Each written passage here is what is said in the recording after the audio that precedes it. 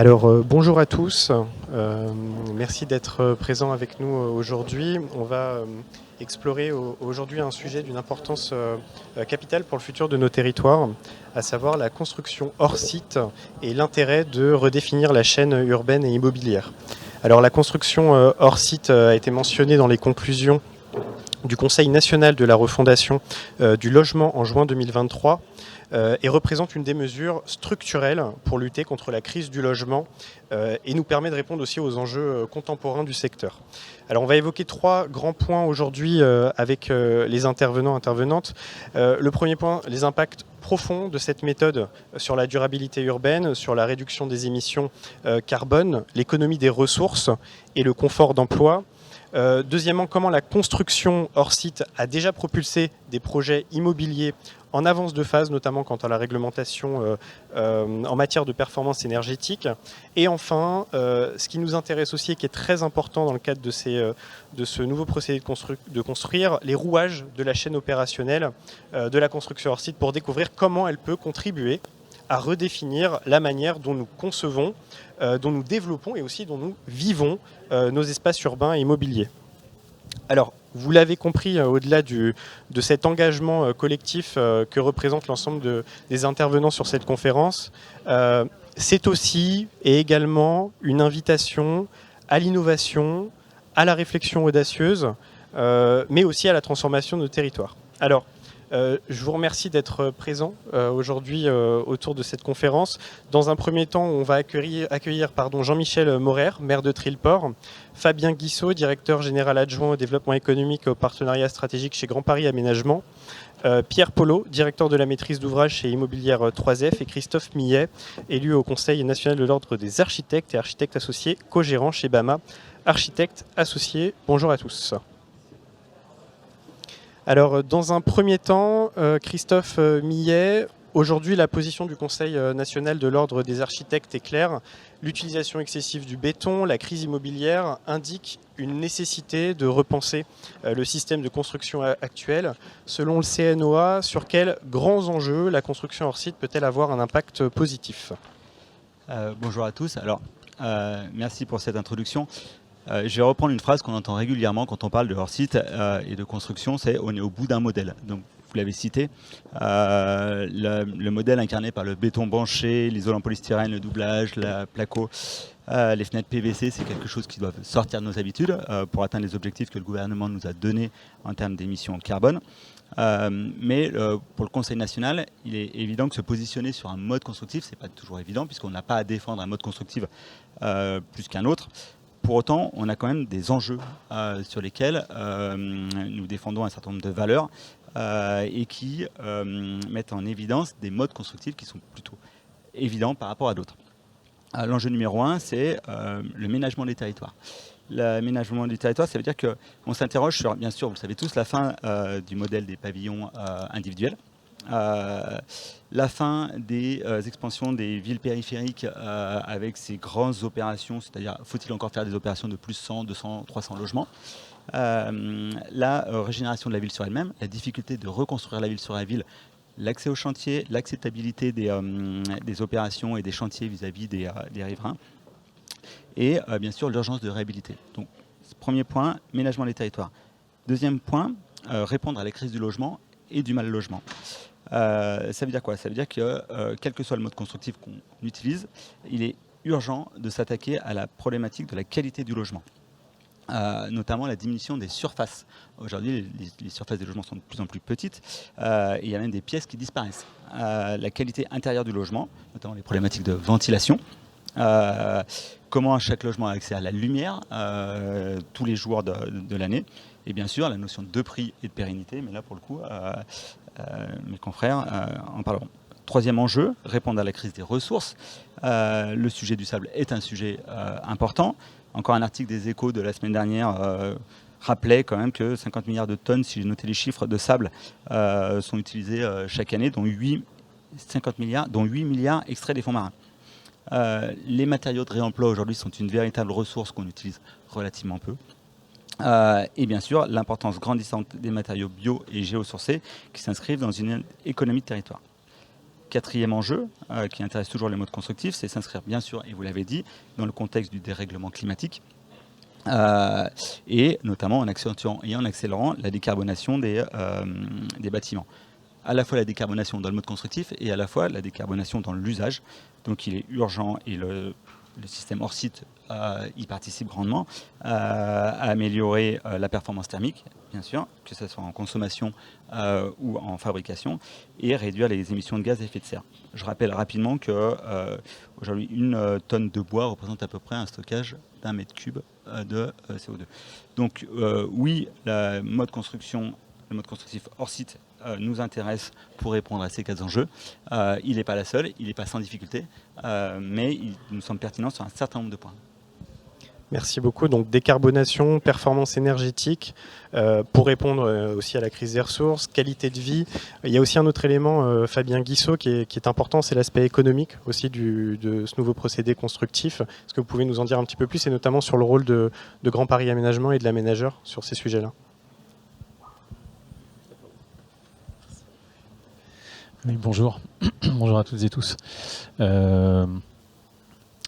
finalement, il peut paraître un peu étonnant ou étrange qu'on parle de développement économique quand on parle de hors-site. En tout cas, ce que je vais essayer de dire vient compléter les propos de Christophe, parce que, en définitive, bien sûr qu'il y a tous les objectifs que Christophe a évoqués, un excellent résumé finalement de ce qu'on doit réussir à produire in fine, mais en fait, nous, notre rôle d'aménageur, on le conçoit chez Grand Paris Aménagement, puisqu'on intervient à l'échelle de l'ensemble de la région Île-de-France, on le conçoit aussi dans une logique assumée de développement économique.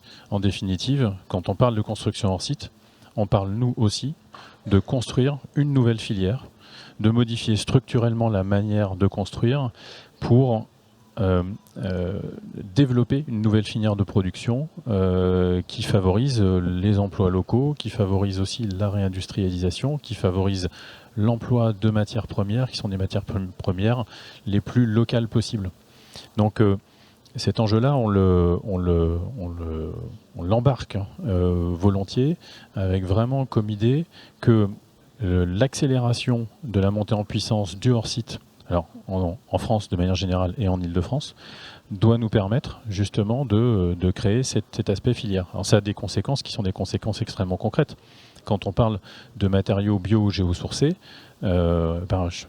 à Trilport, par exemple, on a utilisé le chanvre sur une précédente opération. Et le chanvre, c'est une matière première embarquée potentiellement dans des façades ossature bois, en isolant. Et le chanvre, il est cultivé en Seine-et-Marne. On adhère aujourd'hui à Interchanvre et on travaille avec Wallop pour contribuer à développer cette filière. C'est un matériau local, de la transformation à une usine locale, et donc des compétences, de la main-d'œuvre qu'on utilise localement pour ensuite venir utiliser finalement tout ça sur des chantiers. Donc cet enjeu-là, vraiment, c'est un enjeu de développement économique qui est complètement embarqué dans la réflexion sur le hors-site, avec comme objectif, au final, de modifier structurellement la manière de construire. On parlait de béton banché tout à l'heure. Clairement, un de nos objectifs collectifs à horizon 2030, c'est de se dire qu'on passe une grande partie de la main-d'œuvre qu'on retrouve aujourd'hui sur les chantiers, dans des conditions de travail extrêmement difficiles, avec des complexités de recrutement qui sont des complexités de recrutement extrêmement élevées, qu'on passe cette main-d'œuvre-là en usine. Et c'est pas un gros mot de dire que demain on a des usines qui préfabriquent, qui assemblent, avec un degré de qualité qui est un degré de qualité extrêmement intéressant, et qu'on retrouve du coup, on est dans la logique de réindustrialisation, qu'on retrouve des unités de production au plus près des chantiers qu'on va avoir à réaliser, puisque de toute façon on sait qu'en Île-de-France on a un volume de production, un volume potentiel qui nous permet de réaliser ce développement industriel en quelque sorte. Le mot industriel fait un peu peur, mais en fait c'est la préfabrication qualitative tout simplement qui permet ensuite de réaliser des chantiers à proximité. Donc des atouts, beaucoup, et on va justement rentrer sur le territoire avec Jean-Michel Maurer. Donc vous êtes maire de Trilport en Seine-et-Marne, une ville d'environ 5000 habitants avec un patrimoine naturel remarquable. La commune elle est confrontée à de nouvelles étapes de développement urbain, et notamment en réponse aux obligations de la loi SRU, avec le défi de répondre aux besoins sociaux urgents tout en préservant l'environnement agricole naturel de la ville et plus globalement de la Seine-et-Marne. Aujourd'hui, comment la ville de Trilleport répond-elle à cet impératif ? Elle n'y répond pas simplement aujourd'hui, ça fait 15 ans qu'on travaille sur le secteur. Et c'est vrai que je constate avec plaisir quand même que l'impératif écologique, l'impératif environnemental qui était évident déjà il y a plus d'une dizaine d'années, puisque moi j'avais contribué, puisque bon, la petite ville de Trilleport avait été lauréate d'un espèce d'ovni lancé par la région Île-de-France, qui s'appelait Nouveau Quartier Urbain. Alors que c'était fait pour des villes de 100 000, c'est vrai qu'on faisait un peu désordre. Et c'est là où on avait rencontré la FTRP qui est devenue le Grand Paris Aménagement. Mais très vite, il y avait une nécessité pour nous. Et on a fait effort de précurseur, mais on a payé l'addition du précurseur et du pionnier, hein, que ce soit très clair. L'objectif, c'était quoi ? C'était reconstruire la ville sur la ville, pour préserver l'espace agricole.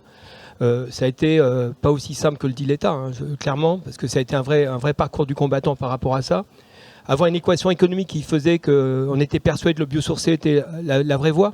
Et j'aurais tendance à dire, on est venu pour le hors-site, non pas parce qu'il est hors sol, mais parce que tout simplement, pour nous, c'est la résultante de l'économie circulaire. En étant persuadé que, alors comment on est venu au chanvre, manière bizarre, hein, le chanvre, en fait, on a travaillé pendant 3 ans pour élaborer le projet d'écoquartier sur la ville, avec une quarantaine d'acteurs du territoire, notamment sur le projet social, mais pas que. Et il y avait des chanvriers. Alors les chanvriers en Seine-et-Marne, qui étaient tout simplement, pourquoi on s'est rapproché du chanvre ? Pour une simple raison, c'est que le chanvre protège la ressource en eau. Et que moi j'ai une commune qui est parcours de champ agricole où l'eau, il y a beaucoup d'atrazine et des choses comme ça. Et très clairement, dès le départ, l'impératif du chanvre s'est imposé parce qu'il y avait une reconversion agricole possible, vertueuse, etc. Après, le chanvre, on l'avait monitoré pour réfléchir sur les eaux de chaleur, avec des problèmes d'agropellettes, parce que le chanvre, on n'en parlait pas encore. En fait, on produit du chanvre et toute la production, elle est en Allemagne. Et donc, bon, on a accompagné l'essor de la filière chanvre, c'est-à-dire que dès qu'il y avait une collectivité possible pour expérimenter un process, on y allait. Et petit à petit, on a accompagné la filière chanvre, non pas sur l'agropellette et puis le combustible, parce que globalement, pour le CO2, il y a mieux. Hein, il faut capturer le CO2, il ne faut pas le brûler. Hein. Et donc, à partir de là, on a d'abord travaillé sur l'isolation. Et le chanvre est un excellent isolant sur la rénovation. Avec un combat avec la région Île-de-France, qui était globalement, la région Île-de-France subventionnait les panneaux photovoltaïques venant de Chine, mais ne subventionnait pas l'isolation, alors que la meilleure énergie qu'on ne consomme pas est celle qu'on économise. Et donc là aussi, j'ai rencontré à l'époque Emmanuel Cos pour lui dire il faudrait que vous aidiez plus l'isolation, parce que le chanvre coûte plus cher, bien évidemment, que la laine de verre. Il a fallu se battre contre le CSTB. Et ça a été un combat qu'on mène toujours, hein, clairement, parce que le SCV, alors je les avais rencontrés en 2009, à l'époque, bon, y compris s'ils étaient en Seine-et-Marne, on comprenait qu'ils étaient frileux sur le biosourcé. 10 ans après, c'est un peu compliqué. En 2019, quand il a fallu lever un problématique sur une affaire menée par Grand Paris Aménagement et le foyer Rémois, là, on s'est un peu fâché. Ce que je veux dire par là, c'est que, en fait, ce qui s'impose aujourd'hui comme une évidence, j'ai beaucoup aimé le propos liminaire, c'est la résultante d'un combat. Par contre, très clairement aussi, ce parcours, et notamment avec I3F et Pierre Poulot abordera de manière beaucoup plus concrète que moi le projet qui a un rapport entre Trilleport et le hors-site, nous a amené en fait une connaissance un peu du terrain. C'est-à-dire qu'on a accompagné toutes les problématiques, alors déjà financières pour les chanvriers, parce qu'il fallait bâtir un outil. Il fallait combattre les lobbies, hein, parce que n'ayons pas peur du mot. Dès qu'on parle de BTP, c'est pas simplement une technicité, c'est des intérêts économiques sur le verre, c'est des intérêts économiques sur le béton, c'est une industrie lourde, fortement émettrice en CO2, c'est tout ça. Et donc c'est vrai que les projets tels que Trilleport n'ont pas été accompagnés avec le grand sourire par beaucoup de gens par rapport à ça. Bon, après, effectivement, il y a eu un challenge avec Grand Paris Aménagement, parce que au départ, on leur a dit OK sur l'encre de lune, mais on va vous challenger, on veut du biosourcé.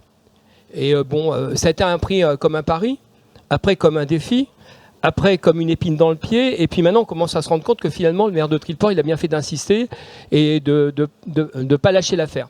Donc aujourd'hui, on a fait une première avec Grand Paris Aménagement et Foyer Rémois, et ça va nous amener naturellement au hors-site, qui a été un R+3 en béton de chanvre projeté par le Foyer Rémois. Moi je tiens à rendre hommage d'abord au bailleur, parce qu'il a tenu le cap. C'était compliqué pour des données économiques, alors que objectivement, s'il y a une réussite, alors au niveau architectural, et on va reparler des architectes, on peut discuter, mais quand même, c'est-à-dire que ce qu'il faut savoir, c'est que les locataires qui ont aménagé en janvier, ils n'ont pas allumé le chauffage de l'année. Et que l'été, ils l'ont passé très correctement. Donc on voit bien que cette technique et ce béton de chanvre projeté, en plus, c'est des chanvres transformés à 13,5 km de la ville, qui économisent l'eau. Donc on est vraiment dans l'économie circulaire claire et nette. Par contre, il a fallu effectivement se battre en 2019 avec le CSTB, qui a demandé des éléments qui a été très complicateur. Et notamment, il y a un moment donné, ça a même remis en cause le dossier. Et il a fallu lever les derniers arguments, etc. Et là, on s'est rendu compte aussi de la difficulté de travailler sur de tels matériaux et de la qualité nécessaire pour les entreprises. C'est-à-dire que très clairement, quand vous faites du béton de chanvre projeté, il faut déjà avoir la bonne combinaison. Il faut le projeter dans les meilleures conditions et quand vous le faites à l'automne, c'est pas gégène. Et là, on s'est rendu compte qu'effectivement, il y avait des données qui faisaient que d'autres scénarios étaient peut-être possibles au niveau constructif. Par contre, de manière très claire, sur le reconstructif, on va dire il y a quelques alertes à avoir. La première alerte déjà, si c'est pas de l'économie circulaire, peut-être qu'on peut remettre le challenge. Parce que effectivement, pour moi, ce hors-site, il a une vraie légitimité quand il relance l'économie circulaire et quand c'est sur des filières biosourcées locales. Et puis il n'y a pas que le chanvre, on peut avoir d'autres types. Il y a le lin, il y a d'autres sources là, et que clairement, il faut partir des ressources qu'on a sur le terrain. Ça, je pense que c'est déjà un premier point. Deuxième point, on fait pas des cellules de ruche, on fait pas des cartons qu'on empile. Et donc c'est vrai que derrière, il faut qu'au niveau de l'architecture, la qualité architecturale soit au rendez-vous. Un bâti, une ville, c'est pas simplement répondre aux objectifs du gouvernement qui se réveillent enfin, c'est pas simplement amener un certain nombre d'objectifs quantitatifs, c'est pas simplement, même si c'est important, du financier, c'est aussi une affaire de désirabilité, d'urbanité, d'accessibilité, d'aménité, et c'est aussi tout ce que peut amener l'architecte. Donc ça veut dire que moi, le mot industriel me fait un peu peur quand même. Je préfère un passage à l'échelle, qui est peut-être un terme plus économique, moins industriel, parce qu'il y a toute cette approche, on va dire, d'intégration de la ville, de culture de la ville, de beauté du patrimoine. On bâtit un patrimoine qu'il faut avoir en tête. Ensuite, dernièrement, et on s'en est rendu compte, puisque nous, on a expérimenté leur site. C'est-à-dire que clairement, on a fait une chaufferie en hors site avec la solution de la Préfa. Et là, on est en train de faire un réfectoire avec des bâtiments périscolaires de 1000 m². Les murs, on les pose la semaine prochaine. Donc, c'est une période intense. Par contre, ça veut dire quoi ? Ça veut dire que le procédé constructif amène à une appréhension différente. On est plus sur du travail collaboratif entre différents intégrateurs. On est plus sur de la synergie. On est plus sur de la connivence, on est plus sur un écosystème que sur des marches par l'eau. Et c'est pour ça aussi que, avec I3F, on a eu le plaisir de se découvrir en fait, mutuellement sur des expériences. En fait, c'est une expérience qui n'est pas une expérimentation de laboratoire. Et c'est ça qui est important. C'est-à-dire que très clairement, sur le projet que Pierre Pelot va vous décrire, il y a toute cette approche et cette appréhension et ces précautions à prendre qui sont à mon sens élémentaires et évidentes. Effectivement, c'est un projet de jeunes travailleurs, mais ça doit être avant tout un lieu d'épanouissement.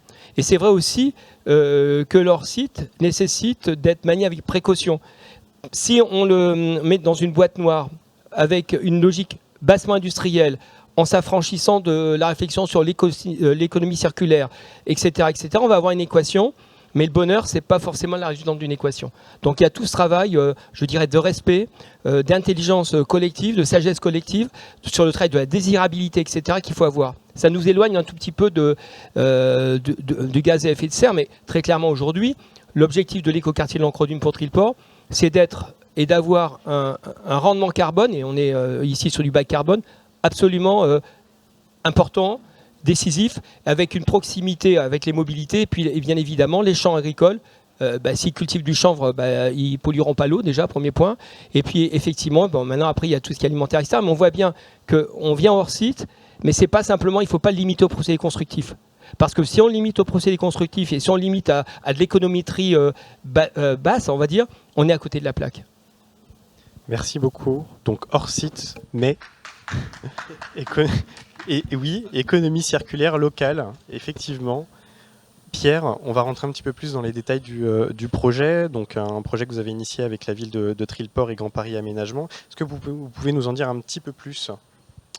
Oui, donc d'abord merci à tous d'être venus et merci Monsieur le maire, de votre propos préalable, auquel évidemment j'adhère totalement. Effectivement, on ne s'est pas rencontrés sur leur site tout de suite, on s'est rencontrés sur d'autres projets.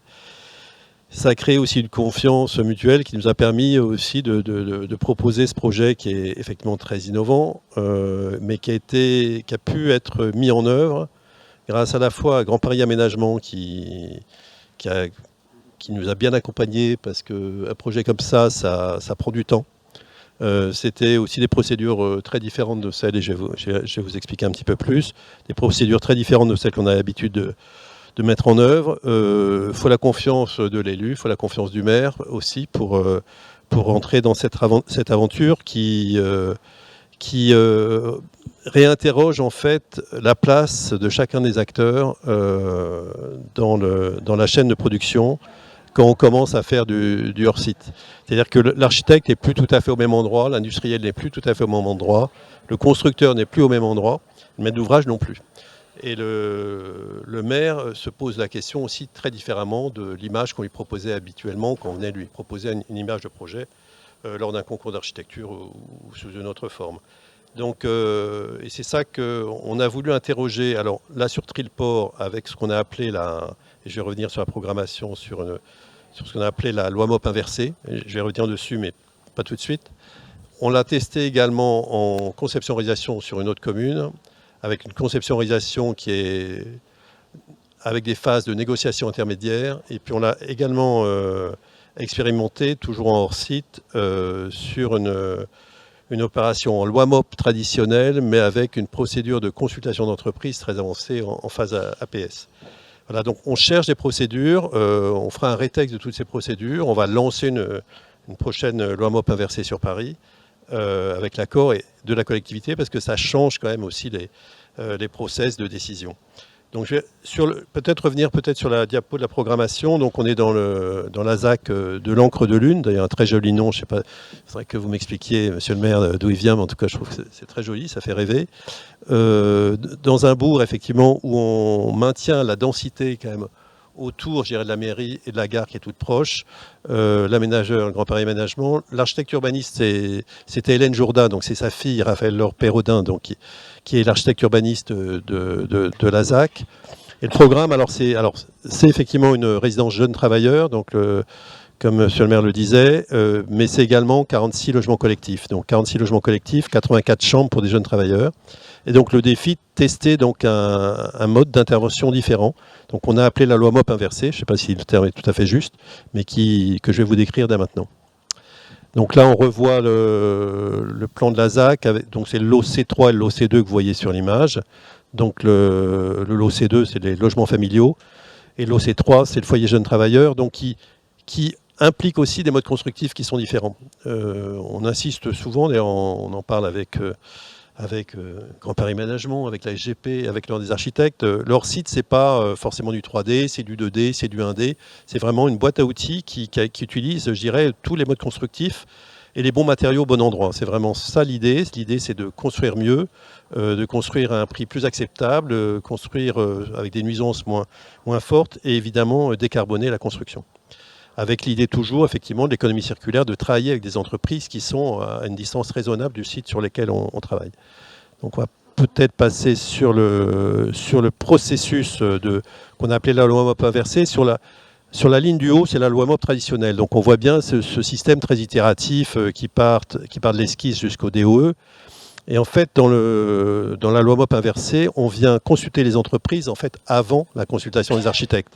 Donc on vient consulter les entreprises sur une faisabilité, une programmation qu'on a définie en amont, donc avec la collectivité, avec l'aménageur.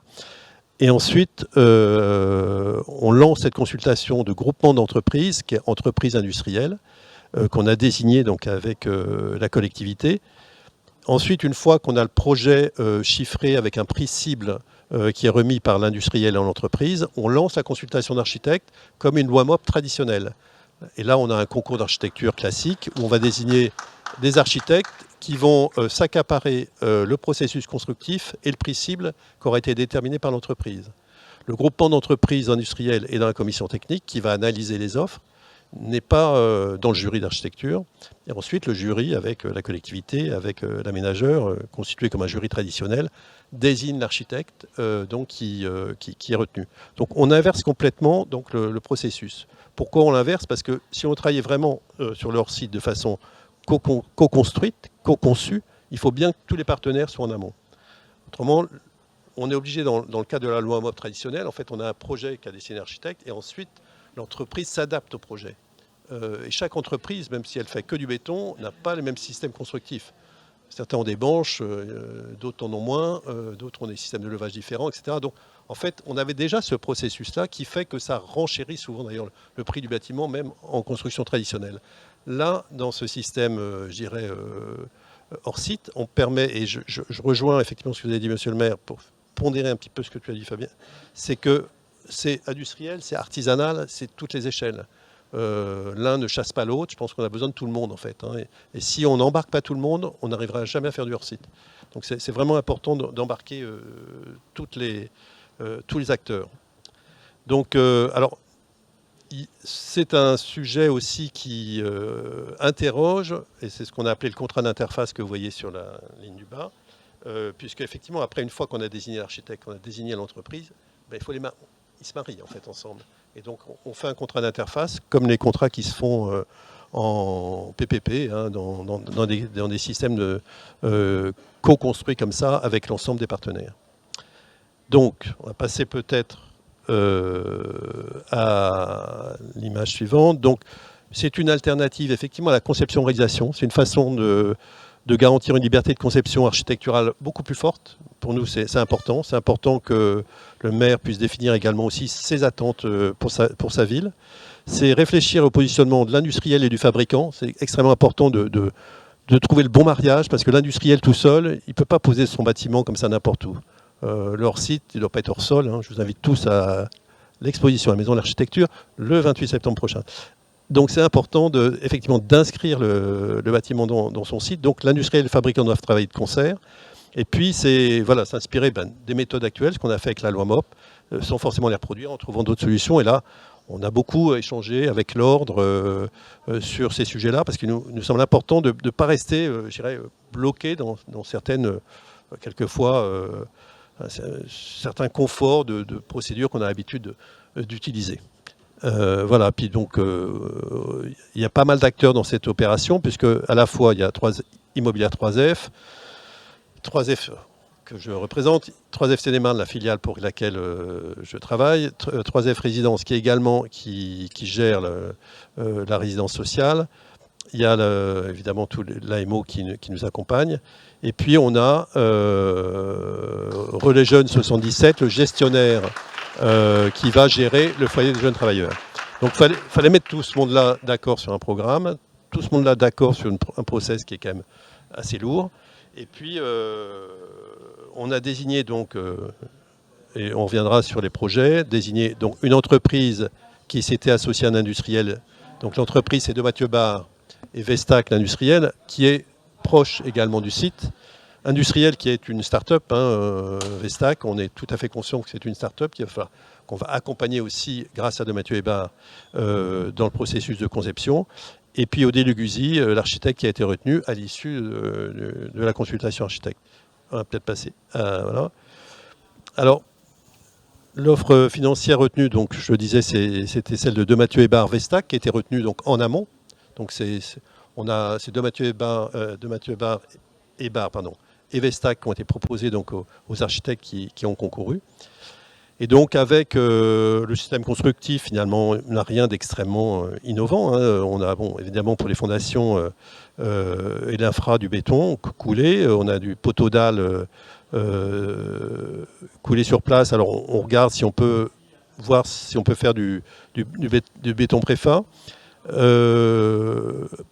La grosse différence, c'est entre les logements familiaux et le foyer jeunes travailleurs. Évidemment, ça n'interroge pas du tout les mêmes programmations. Le foyer jeunes travailleurs, c'est une succession effectivement de studios, donc où le module 3D peut trouver sa place. Et donc c'est ce qu'on voit dans la réponse pour les foyers jeunes travailleurs. Donc tous les T1 en étage donc sont livrés, finis en usine et raccordés tout corps d'état. Et puis pour tous ceux qui sont atypiques, ils seront construits en panneaux 2D. Et puis pour le logement familial, donc on est sur du panneau 2D avec isolation chambre. Et on cherche à mettre en place également des salles de bain préfa dans les logements familiaux. Évidemment, balcon, escalier, qui étaient déjà finalement de la construction hors site, qui étaient préfabriqués, feront partie des systèmes constructifs utilisés. Et donc en termes d'exigence, on est à ce niveau-là pour l'instant en RE 2025, au niveau 25, avec un label biosourcé à minima de niveau 1. Et pour le foyer jeune travailleur, on est en RE 28 avec un niveau 3 pour le label biosourcé.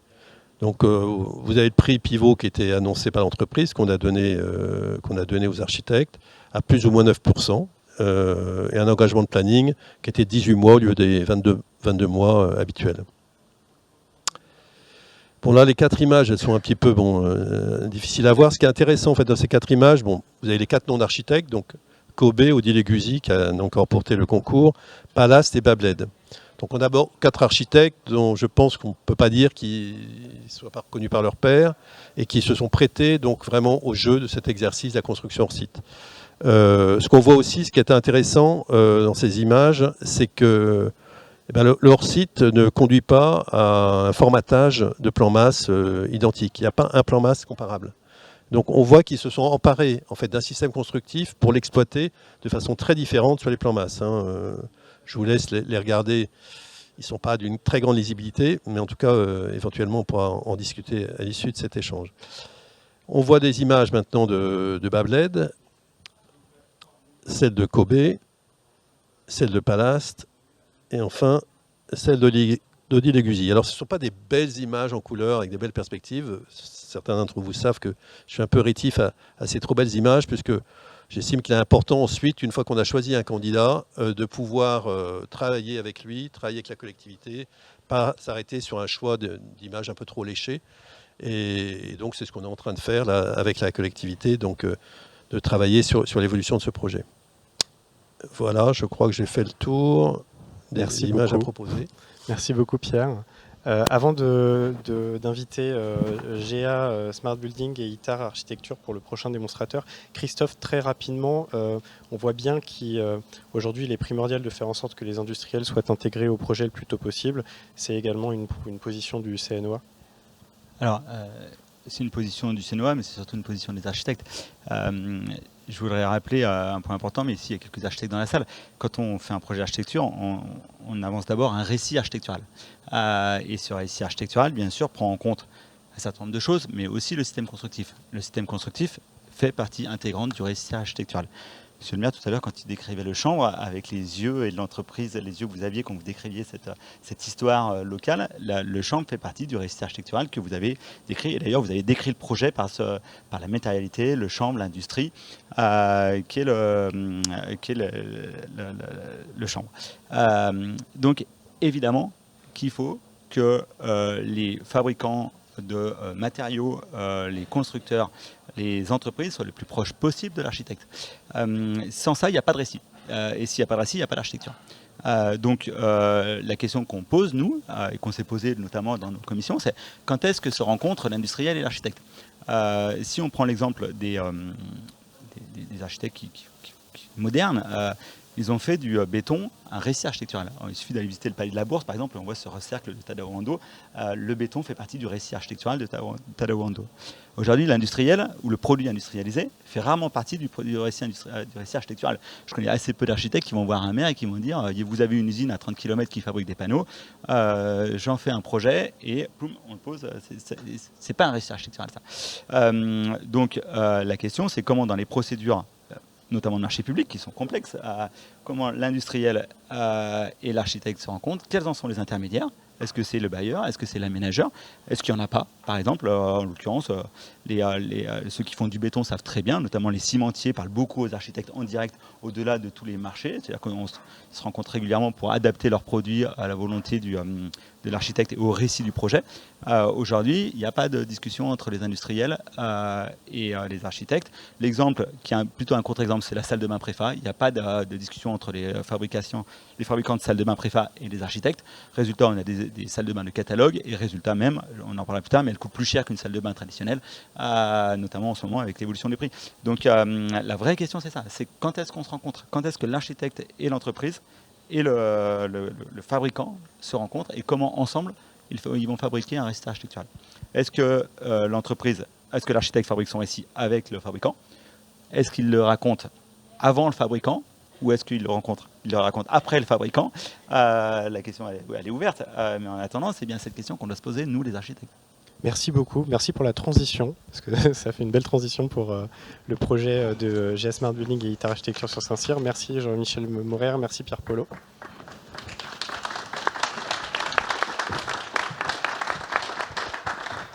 Alors, bonjour Sophie Ménet, vous êtes directrice générale immobilier résidentiel chez GA Smart Building, et Ingrid Taillandier, architecte associée chez ITAR Architecture. Alors, dans un premier temps, GA Smart Building est engagé dans la construction hors site depuis ses débuts. Pour vous, il y a une nécessité justement de mettre en relation l'ensemble des acteurs de la construction au plus tôt dans la réalisation des projets hors site. Alors oui, moi je suis complètement d'accord avec tout ce que j'ai entendu jusqu'à maintenant sur le sujet.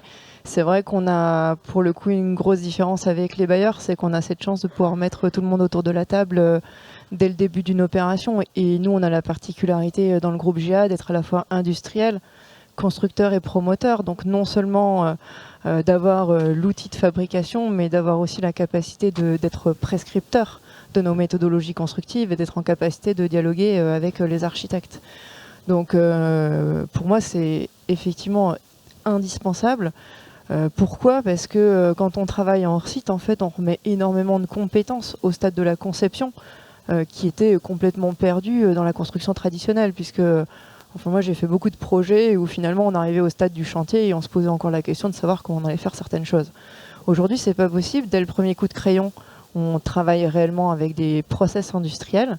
Donc ce qui est vraiment important, c'est que l'ensemble de l'équipe les comprenne et qu'on soit en dialogue permanent. Et ça, c'est ce que nous, on arrive à faire entre finalement ce que l'industriel a dans son catalogue, parce qu'il a déjà fait des choses, et puis ce que l'architecte propose.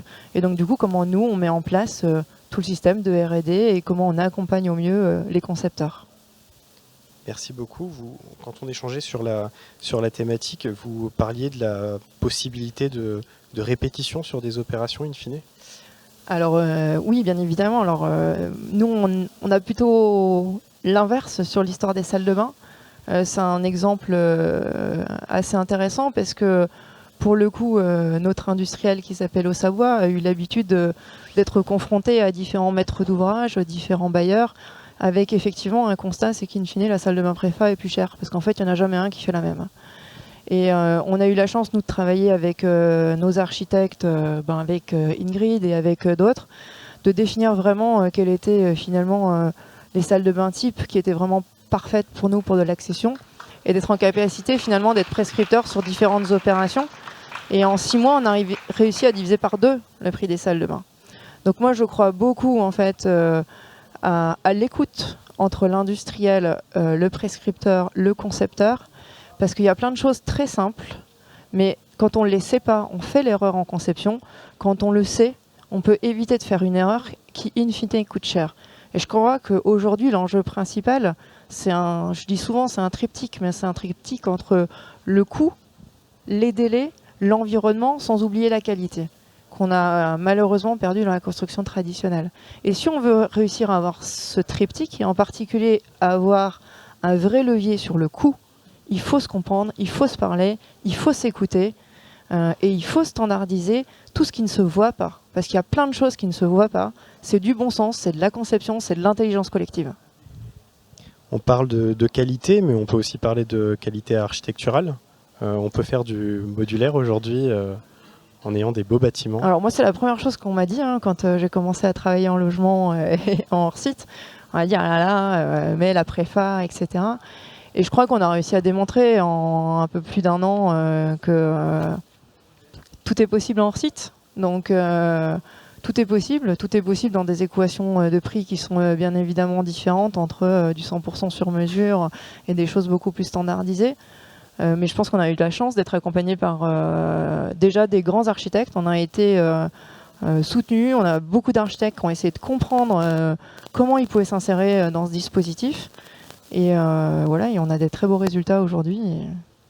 Si on prend l'exemple d'un beau résultat avec Saint-Cyr, vous avez travaillé avec 3 architectes, vous avez consulté 3 architectes. Comment ça s'est passé, cette phase de consultation ? Alors effectivement, on a sélectionné avec la ville et Grand Paris Aménagement 3 architectes sur des références et puis des intentions. Derrière, les architectes, on les a emmenés dans nos usines. Et on les a emmenés dans les usines pas pour qu'ils comprennent le produit, mais pour qu'ils comprennent le process. Et donc derrière, on les a accompagnés pendant toute la phase de conception des projets, de façon à s'assurer que ce qui allait être présenté à Madame la maire soit réalisable en hors-site. Et donc on avait donné la contrainte maximum, parce qu'on s'est donné la contrainte maxi avec Grand Paris Aménagement, de dire il faut que 100% des logements puissent être réalisables en 3D si on le souhaite, avec après la pertinence à analyser au cas par cas de est-ce qu'on doit faire plutôt de la mixité 2D 3D ou est-ce qu'on fait du full 3D. Et ça, c'est toute l'analyse qu'on est en train de faire aujourd'hui ensemble. Et notre objectif, en fait, c'était de réussir à présenter quelque chose où on sait que c'est possible, que derrière, on puisse décider du projet et puis ensuite rentrer dans le dur, parce que faire du hors-site, c'est faire des modélisations en 3D qui vont quand même très très loin, donc travailler en maquette numérique. Ça, c'était pas possible de le faire à l'échelle de 3 projets. Donc voilà, on s'est assuré que les bases étaient là. Une fois que les bases étaient là, on a fait choisir l'élu le projet qu'elle préférait. Et ensuite, alors non, pas l'élu, parce que tu as été élu à l'unanimité du jury, donc tout le monde était d'accord. Excusez-moi de dire ça. Mais et du coup, maintenant, on peut rentrer dans le dur et vraiment rentrer dans la partie technique tous ensemble. Merci beaucoup. Donc, choisi pour le projet à Saint-Cyr. Bonjour Ingrid, donc vous êtes architecte sur le projet de Saint-Cyr l'école. Comment vous êtes approprié le projet ? Alors on a démarré sur ce projet avec l'idée qu'on serait en 2D. Parce que la parcelle était assez complexe, pas du tout rectangulaire, pas du tout à angle droit, et on s'est dit on n'y arrivera pas, avec des grosses problématiques de limites. Donc on a très vite vu, avec une faisabilité, qu'on aurait du mal à mettre les logements qu'on nous demandait et les surfaces, parce que c'était assez dense. Et puis on a eu un atelier avec GPA et GA, en cours de conception, et ils nous ont clairement dit qu'ils voulaient un démonstrateur en modulaire 3D. Et alors là, ça nous a totalement libérés. Et on s'est plongé dans l'aventure avec nos caplas, là. Et en fait, c'était beaucoup plus complexe que jouer avec des caplas. Mais comme on avait déjà cette expérience de travail en modulaire 3D avec Ossabois pour une résidence, un foyer jeunes travailleurs pour Adoma, on connaissait déjà les contraintes. On connaissait les contraintes de dimension, de transport, bien évidemment. Donc, et ce que j'ai trouvé très agréable, c'est qu'on a travaillé avec le cahier des charges qui nous avait été fourni avec le règlement du concours, le cahier des charges d'Ossabois, qui résume tout ça. Donc nous, quand on a fait notre première expérience, c'est nous qui avions amené le modulaire 3D, et après il a fallu choisir une entreprise. Donc jusqu'au dernier moment, alors par rapport à ce que vous disiez, Pierre Polo, sur à quel moment on choisit l'entreprise, nous, jusqu'au pro, on était avec 2 projets, projet 2D, projet 3D. On a souffert, et après, dès que l'entreprise a été choisie, on a dû adapter nos plans pour un DCE qui soit en concordance avec les modules 3D d'Ossabois. Donc en tout cas, c'est vrai que notre expérience première a beaucoup servi, je pense. Ensuite, on s'est dit, c'est pas parce qu'on est en hors-site, en préfabrication, que toute la philosophie de l'agence, qui est de la qualité architecturale, le récit architectural disparaisse. Au contraire, je pense qu'on est allé très loin pour faire oublier la préfabrication.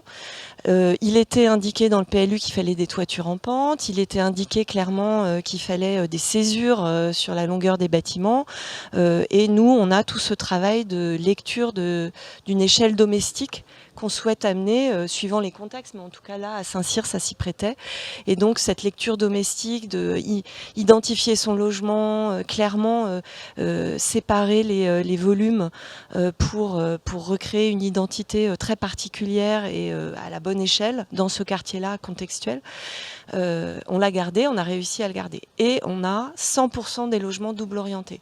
Ça, c'était un autre challenge. On en a toujours en général un ou deux qui est mono-orienté. Et là, ils sont 100% double orientés. En particulier grâce au modulaire 3D qui est accessible par des coursives.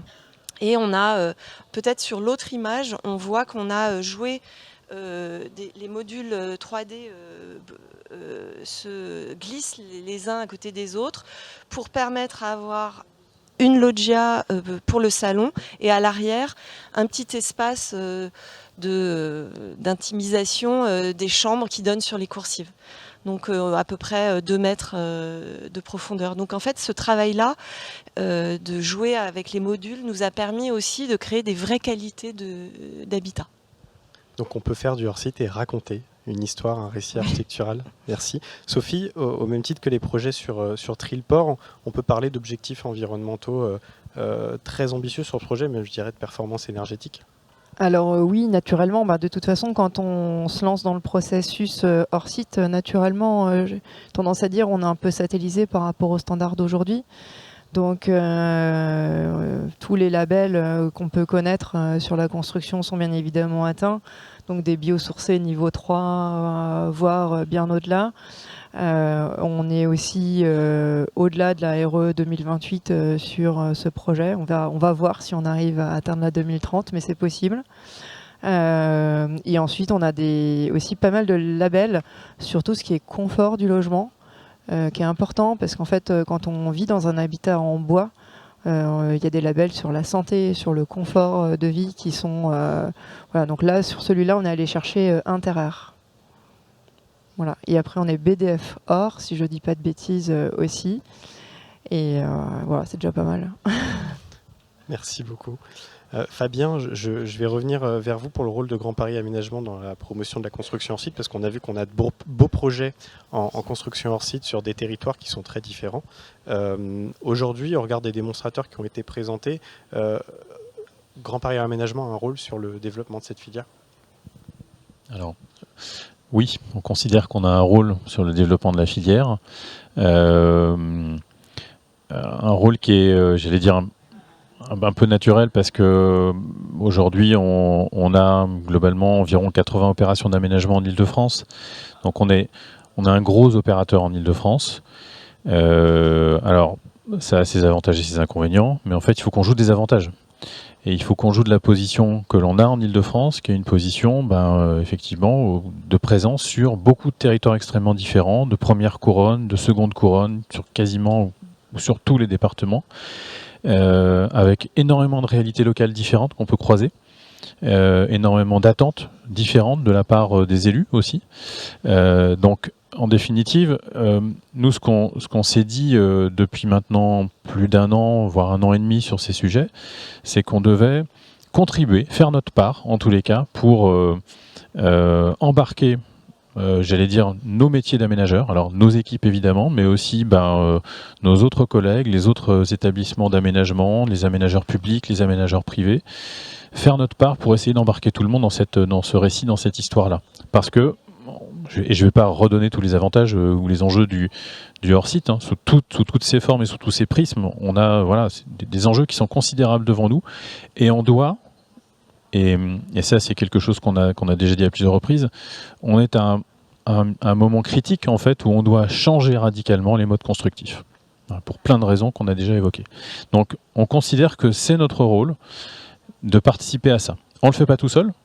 Et j'en profite juste pour faire une sorte de parenthèse et pour dire que, avec Pierre, avec I3F, mais aussi avec la Société du Grand Paris et un certain nombre d'autres maîtres d'ouvrage publics, on est actif pour essayer de contribuer à structurer la filière, qui n'en est pas une aujourd'hui, c'est-à-dire qu'on a des filières qui sont des filières très structurées aujourd'hui, sur notamment des typologies de matériaux, et et sur le bois, sur le chanvre, sur la paille, etc. Et tous ces acteurs travaillent, notamment dans le domaine du hors-site, mais on voit à quel point aussi, quand on discute ensemble, les aménageurs, les promoteurs, les constructeurs, les industriels, les acteurs qui sont moins industriels, mais qui font quand même de la préfabrication, on voit à quel point on rencontre un certain nombre de difficultés qu'on a besoin de lever. Donc, il faut qu'on structure cette filière qui n'est pas structurée en filière aujourd'hui, de manière à faire en sorte qu'on accélère la levée de ces verrous, de ces problématiques de réglementation. Et donc, on a vraiment le sentiment qu'on doit créer en fait l'outil. On travaille beaucoup avec GA sur le sujet aussi, l'outil, l'association qui doit permettre de faire ça. Donc, on aura l'occasion d'y revenir dans les semaines qui viennent. Mais ça, c'est le rôle, j'allais dire, de notre rôle dans l'écosystème. Et puis, on joue aussi notre rôle d'aménageur. Donc, les démonstrateurs dont on a parlé, aujourd'hui, il y en a 3. On en a évoqué 2. Celui de Saint-Cyr avec GA. On a évoqué celui de Trilport avec I3F. On en a un autre qui est moins avancé sur Bondoufle avec Nexity, donc dans une autre logique. Mais finalement, c'est notre rôle notre rôle consiste justement à montrer que c'est possible finalement, à dire on utilise notre force de frappe, de conviction, etc., nos partenariats avec de grands acteurs pour dire oui, on peut pousser les verrous, enfin on peut pousser les choses encore plus loin. Quand on dit aujourd'hui sur Saint-Cyr, on fait du 100% bois modulaire hors site, en logements familiaux, c'est quelque chose qu'on n'avait jamais fait. Et c'est bien l'objectif de créer ces démonstrateurs, de réussir ces démonstrateurs, c'est de montrer qu'on peut aller plus loin que ce qu'on a fait jusqu'à maintenant, et surtout, et c'est un des messages qu'on veut passer dans cette conférence, de dire qu'on peut le faire en associant tous les partenaires, les élus, les aménageurs, les promoteurs, les constructeurs, les architectes, et qu'on peut démontrer, c'est vraiment ça, j'insiste sur le terme démonstrateur, on peut démontrer qu'on peut tous s'entendre. On cherche un peu nos positions les uns les autres sur ces sujets-là.